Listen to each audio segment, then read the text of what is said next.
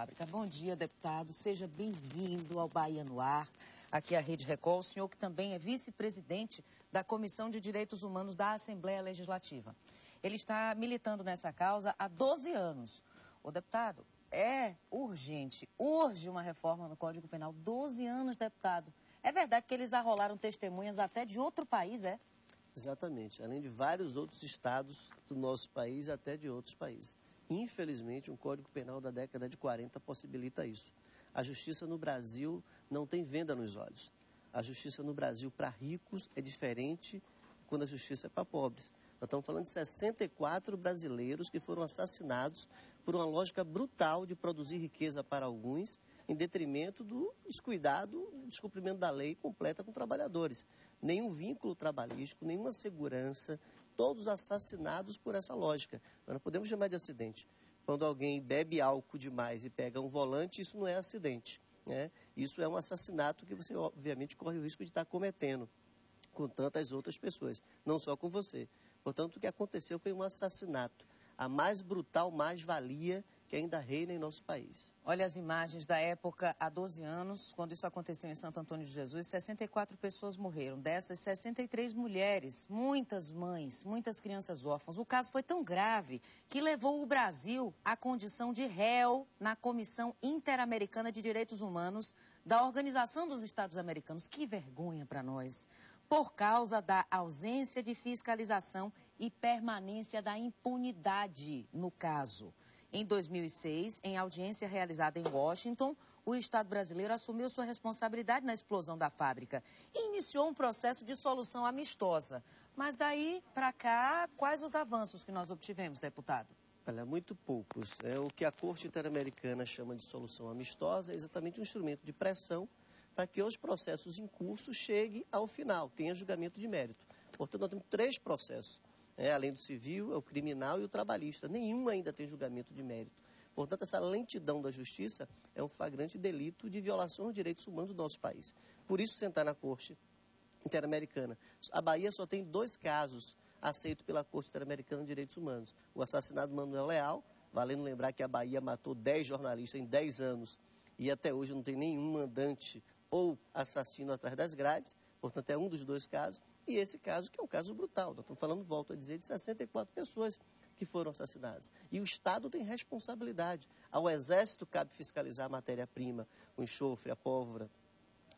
O Estado baiano também a fiscalização, na perspectiva não só do direito do trabalhador, mas da segurança. Você viu nas imagens? Claro. Quer dizer, eram paredes de tijolo, eram telhas de cerâmica, ou seja, tinha que ser tendas. Isso também ajudou a matar as pessoas. E, infelizmente, na primeira audiência que tem do processo, o dono da fábrica diz não conhecer aquelas pessoas. Exatamente por quê? Para dizer que não tinha nenhum vínculo trabalhístico. Se eu não conheço, não é meu empregado. Vale lembrar que a mãe de uma dessas pessoas que foram assassinadas saiu, passou mal e no outro dia acabou morrendo. Portanto, aquela explosão ainda mata pessoas fruto dessa injustiça que ainda reina. E certamente pessoas vulneráveis, porque se não precisassem desse trabalho, não estariam se submetendo ao risco. Esses são parentes das vítimas ao vivo do Fórum Rui Barbosa, esperando o início do julgamento, depois de 12 anos. Agora o senhor imagine a angústia dessas pessoas que perderam seus entes queridos e muitos arrimos de família, não é, deputado? Sem dúvida, Daniela, você está tão correta que você imagine que aquelas trabalhadoras, já que 63 e 64 eram mulheres, ganhavam 50 centavos para fazer 1000 tracks. Hoje ganham 70 centavos para fazer 1000 cracks. Eles continuam trabalhando lá? Infelizmente, tanto as fábricas clandestinas quanto a fabricação de fogos nos bairros populares ainda acontece à luz do dia. Você passa nos bairros, você vê garotas de 10, 11 anos com a bacia sobre as pernas, enrolando aqueles tracks. Deputado, estou perplexa. E cadê a fiscalização? Pois é, infelizmente o Estado brasileiro, seja a União, seja o Estado, ainda cometem, no mínimo, o crime de cumplicidade com o que está acontecendo. Deputado Iulo Oiticica conversando aqui sobre esse julgamento que começa depois de 12 anos. Quer dizer, por isso que no nosso país os crimes continuam acontecendo. Ninguém entende, a violência aumentando, tanta coisa acontecendo. Por quê? A impunidade. não é? O que é que vocês pretendem? O que é que seria justo nesse caso, deputado? Olha, o movimento 11 de dezembro já é um movimento vitorioso. Pela primeira vez coloca no banco dos réus um assassino de trabalhadores que trabalham com fogos na região do recôncavo da nossa Bahia. Mas é claro que nós esperamos mais. Depois de 12 anos, não dá para acreditar só na justiça divina. Nós precisamos acreditar na justiça dos homens e precisamos enterrar de uma vez por todas os mortos que ainda vagam por conta da injustiça do nosso país. Aquelas famílias não estão, como alguns tentam dizer, querendo vingança ou dinheiro, estão querendo justiça. Absolutamente nenhum tipo de dinheiro, nenhum tipo de pena aos réus vai trazer as pessoas de volta, mas é preciso que pelo menos as pessoas, ainda com lágrimas caindo dos olhos, possam dizer que justiça foi feita. E a justiça a ser feita é colocar atrás das grades aqueles que mataram aquelas pessoas. Porque eu não tenho dúvida, isso é fundamental para que tantos outros ainda não sejam assassinados por essa lógica. Bom, o proprietário, o comerciante Oswaldo Prazeres Bastos, é o proprietário da fábrica de fogos, além de outros 7 réus integrantes da mesma empresa que funcionava de forma ilegal na fabricação de fogos de artifício.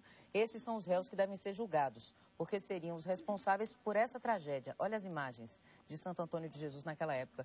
Deputado, mais uma coisa, se continua acontecendo a fabricação clandestina de fogos, quem é que está errando nessa história?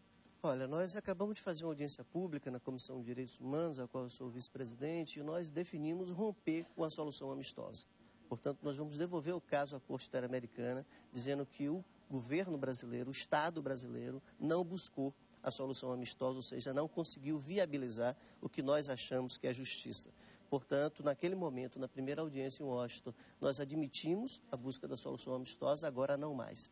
Portanto, todos os que fizeram essa ação, e eu sou um dos autores dessa ação, nós definimos por unanimidade voltar à Corte Interamericana e dizer que o governo brasileiro ainda viola os direitos humanos em nosso país. Deputado, posso lhe dar um abraço?